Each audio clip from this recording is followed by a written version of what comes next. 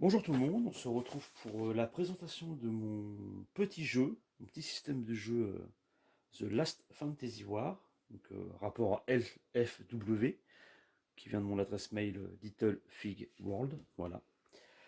Donc c'est un jeu qui se veut sans figurine attitrée, multi-génération, enfin multi-époque. Vous y jouez quand vous voulez, à l'époque que vous voulez, dans l'univers que vous voulez. Là, je suis parti sur du Medfan parce que c'est ce que j'ai de plus en stock de décors et de figurines pour le moment. C'est un jeu qui se veut narratif, donc très proche du jeu de rôle. Euh, c'est quand même à vous. Je pars du principe que ça sera aux joueurs ou aux joueuses de créer leur univers et de créer leurs enjeux, avec des systèmes qui permettent d'avoir des quêtes, etc. Mais bon, ça, ce sera pour l'avenir.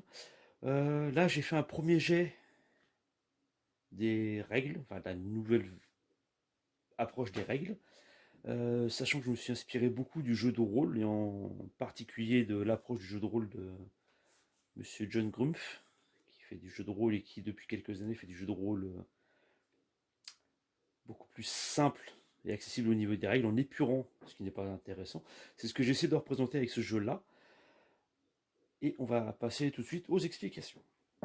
Donc, euh, j'ai piqué un peu de tout type de jeu, à savoir Mars d'Aurora par exemple, au système d'activation, avec un paquet de cartes. Alors, il n'y a plus rien qui bouge à l'écran, c'est normal, il faut le petit paquet de cartes.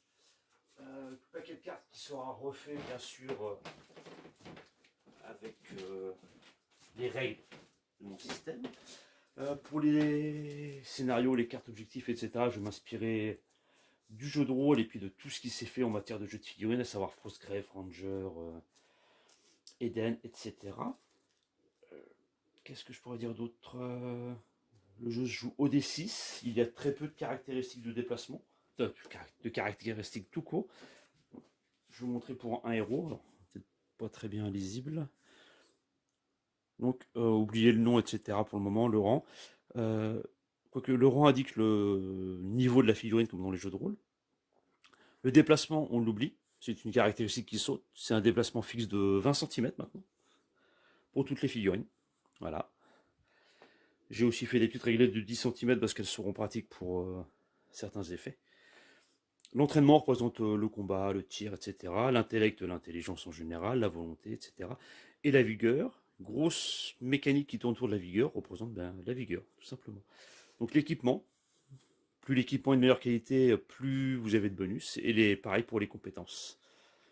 Petite parenthèse, une compétence appel aux armes avec 1-0 indique que vous pouvez ordonner à une figurine dans un rayon de 0, donc à savoir à portée de socle, de s'activer en fait, gratuitement. Voilà. Pour le moment, chaque tour de jeu, à chaque activation de figurine, pardon, vous avez une action de déplacement gratuite à effectuer quand vous voulez et une action au choix. Donc, bien sûr, à peaufiner et à réfléchir, bien sûr, c'est provisoire. Pour constituer sa bande, on dispose d'un certain nombre de points de rang à dépenser comme on veut, avec différents types de rangs. Alors, n'hésitez pas à poser des questions en commentaire ou à me contacter par Facebook, etc. si vous avez plus des questions. On peut voir ici que un combattant inapte n'a que 1-2 en rang. Oubliez la colonne coup. C'est un premier jet. Hein. Et vous pouvez dépenser 4 points dans les caractéristiques que vous souhaitez. 4 points caractéristiques et équipement. Donc voilà, on oublie la colonne déplacement. Entraînement, intellect, vigueur. Et chaque figurine commence le jeu avec un équipement, comment je vais le nommer, improvisé. Voilà. Civil, pardon. Un équipement civil, à savoir, à l'époque médiévale, ils avaient tous un bout d'épée, un bout de dague qui traînait. Ou dans le futur, ils ont tous un blaster ou une matraque qui traîne pour la plupart des guerriers combattants 100 ans. Voilà. Le jeu se joue au D6. Alors, petite particularité, on va pas jouer au D6 à proprement parler, mais il faut un dé avec deux faces avec un succès et une face avec deux succès. Donc pour représenter ceci sur un D6, les faces paires représentent un succès, les faces et la face 6 Donc 2 et 4 représentent un succès, et la phase 6 représente 2 succès. Autre particularité, sachant que à votre jet dé, si vous faites un double, vous gagnez automatiquement un succès supplémentaire. Donc de 4, vous passez de 1 succès à 2 succès. Et si vous faites 0 succès, par exemple 1 et 3, 1 et 5, vous avez tout de même un succès minimum. Mais il faut au moins jeter 2 dés pour cela. Je ne sais pas si c'est très clair. Je vais vous montrer un peu rapidement le fonctionnement d'un combat. Alors, je vais pas vous montrer, pardon, je vais vous expliquer le fonctionnement d'un combat. En termes de jeu, chaque rang de figurine représente un bloc de vie. Un bloc de vie, ça représente le nombre de vie qu'elle peut perdre avant d'être hors de combat. Pour quelqu'un de rang 3, vous avez donc 3 blocs de vie, qu'on peut représenter avec un dé rouge.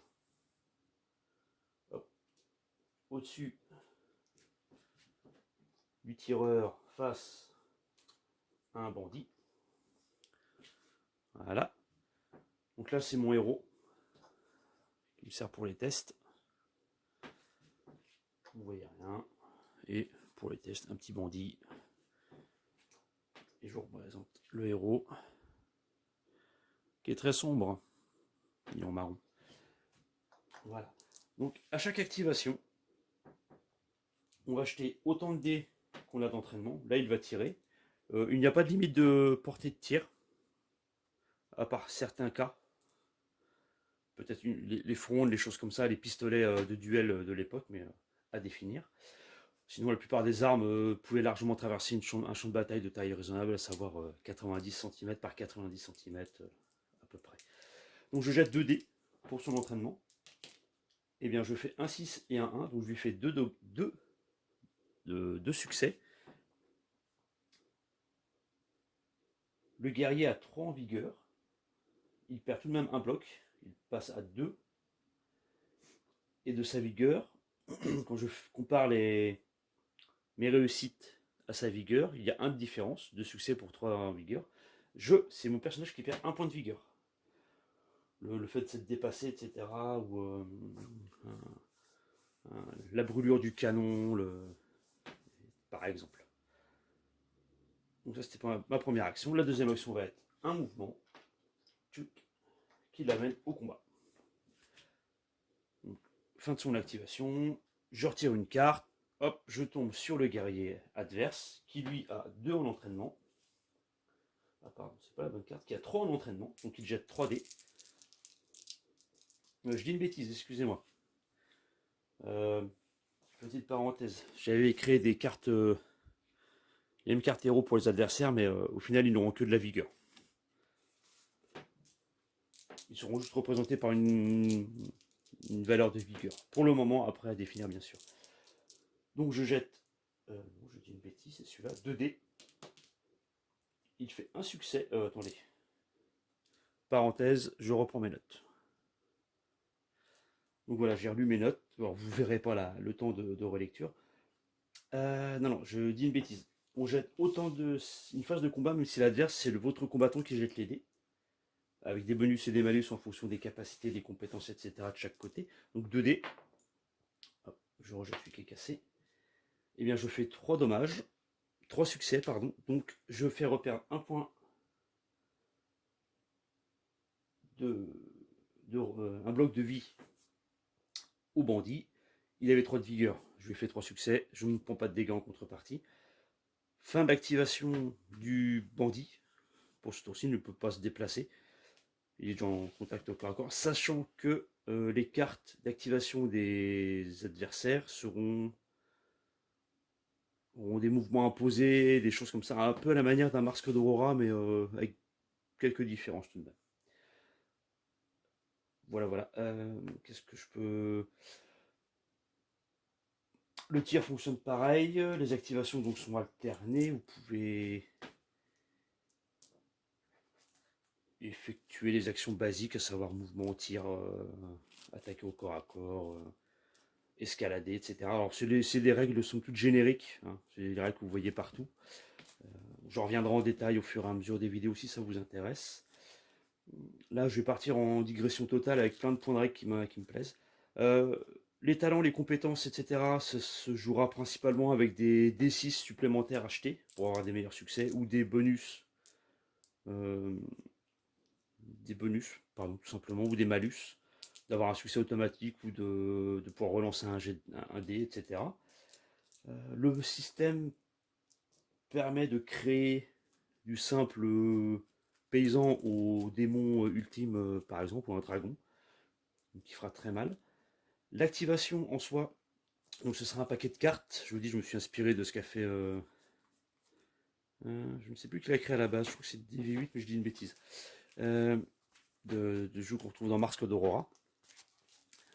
Donc, à cette particularité, c'est que quand vous constituez votre deck de jeu, il y aura donc autant de cartes activation euh, du joueur que du total de rangs.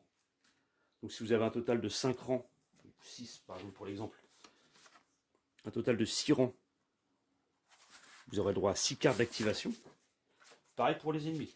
Si vous avez un total de 7, 8, 9, 10, vous avez autant de cartes d'activation d'ennemis. Les activations sont libres. Vous pouvez très bien activer 4 fois d'affilée votre même guerrier. Et les monstres seront activés très certainement par défaut la figurine la plus proche d'un adversaire. Sauf peut-être note spécifique sur les cartes d'activation. La mécanique tourne bien en général. Alors là, c'est peut-être pas très visible sur l'écran, mais c'était un jet de dés, une petite présentation rapide. Je pars vraiment sur le principe de jeu en campagne. On peut faire du one shot, je pense, mais vraiment l'ambition de mon jeu que je fais pour moi là-bas, c'est vraiment du jeu en campagne. Et pour ça, je vais me servir du matériel créé par John Wolf. Donc sa collection de chibi que vous pouvez retrouver sur internet. Je pourrais essayer de vous remettre le lien en description si j'y pense. Donc il a sorti un système avec des tuiles hexagonales. Voilà. Et toutes les petites tuiles qui vont avec. Donc ma partie commencera ici pour les playtests. Ah, ça se décolle. Un petit village portuaire et j'explorerai la carte à grand renfort de différents types de missions, que ce soit de l'enquête, de l'assassinat, de l'affrontement avec des monstres, ou de la recherche, de la récolte de ressources, par exemple. Donc voilà pour cette première vidéo. Euh, Pas très longue, je pense qu'elle est bien assez comme ça. C'est vraiment première explication très rapide et basique des règles. Je suis encore, je dis, à la phase d'écriture et de réécriture. Il y a plein de notes que je dois reprendre au propre, par exemple. Donc c'est en cours, ça va se faire. Donc voilà, si ça vous intéresse, n'hésitez pas à laisser des commentaires, c'est toujours intéressant d'avoir votre retour, que ce soit sur YouTube ou sur les réseaux sociaux. Et je vous dis à bientôt pour une autre vidéo.